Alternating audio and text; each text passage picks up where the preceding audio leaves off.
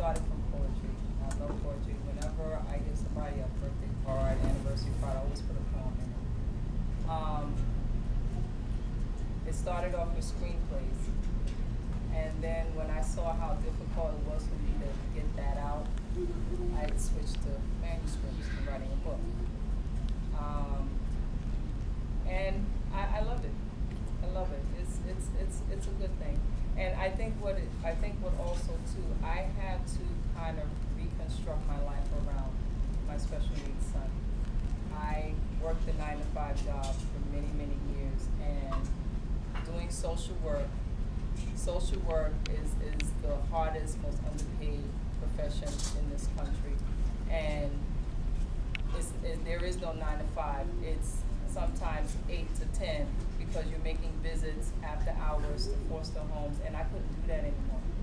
You know, I really had to put my attention around both my sons, but especially my special needs son. So, I mean, I will be very honest. I've been fired from a job because I chose my children over my profession, and that was social work. My children come first. They didn't ask to come here. They're my responsibility. So, and that was very, very difficult. And I sat down and I said, you know what? I have to find a profession where I can make an honest living and do what I love. Because one of the problems that I found as a professional woman, I had supervisors and managers who were incompetent, and they had MSWs. But yet, they couldn't sit in the meeting and conduct themselves in a professional manner or deal with me professionally. I said, no, this is not gonna work. Because that's one thing, if I'm working in an environment and I have to come to you to get authorization or approval and you're acting real out of place, I mean, I have a problem with that. And yet we all have to be responsible, especially when it comes to a child's life. So I said, okay, this is frustrating. So I think that made me tune in even more to being more persistent, like she was saying, to wanting to get my books published. And so, yes. So. What age did you say I wanted to write a book? I really never thought about writing. I feel like when it happened with the picture, I was actually going through a divorce, so I felt like I was evolving as far as poetry. I didn't really learn to write poetry, but I used to write rhymes. You know, I used to rhyme when I was younger, and I've started writing poetry as well. But as far as me being an author, I think about it all the time. I'm like, wow, I'm a published author. You know, I never figured I would do that because I used to want to be a police officer. I wanted to work homicide in Harlem. No, but that's what I grew up saying.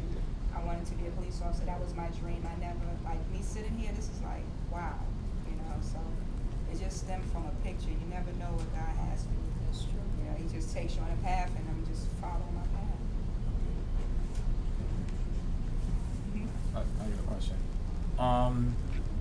I read your book, and I was just wondering how do I answer the question?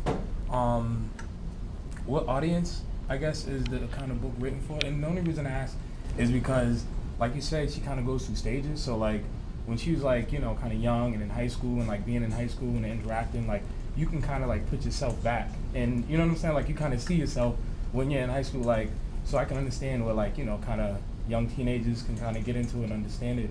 And also when she's an adult, you know, just like, you know, having a job and she has an assistant and, you know, just different things, and she has, you know, problems with people she works with sometimes, like, so, you know, as an adult, you can kind of, like, see yourself, you know, and then kind of relate to it. So I was just wondering, like, is it written for, like, a specific audience, like, young girls, adults, or guys? It's written for ages 16 and up. And I say that because by 16, you don't know everything, but you're a little more aware of what's going on. Girls that are younger than that, the only way that I would recommend that they read it is by excerpt. Like for example, I spoke at a rape crisis, and some of the girls are between 14 and 16. And normally, I wouldn't recommend listening to 14 because their life experience is not really there yet. But they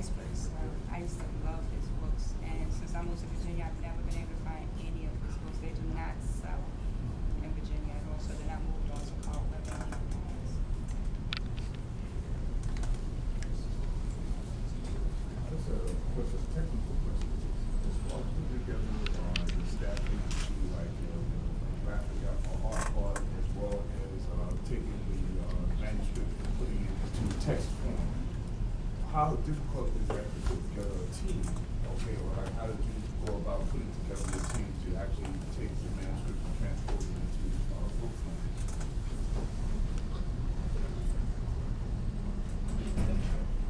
So you did the whole layout, the whole thing? I just looked at books that I liked and how it looked, you know, books that I thought like the covers were pleasing to the eye and how the back looked and myself. Was that an expensive process for you? It was actually cheaper. That's really what spurred me to do it. It was actually cheaper. Fortunately, I knew how to do it. Yes, sir? I picked the publishing company Author House, and they have various printing services. And I already knew the concept, what I wanted for the book. I had to go online because what they do, when your book is finished, they'll slap a cover on it, just put a cover on it. And you know, I have my own idea, so I had to go online and pick an image because I wanted the image of the book to relate to the story. And that was it. And I was very pleased. I thought they did an excellent job. Well, now, in terms of contacting them, you contacted them directly? Did you have an agent work for you? No, I did everything myself. How I came across Author House, the librarian, I actually was going to the library. This is initially the beginning, and I said, well, I'm looking for a publisher. And she was standing right next to me. She turned to me. I told her she was my angel. She said, oh, I know two companies, iUniverse and Author House. She wrote them down, she gave them to me. And so I did a little background check on both of them, and I picked Author House. And I liked the team, the staff. They were very professional. They got back to me. I never had to wait for a response, and they worked with me, and they gave me an excellent finished product.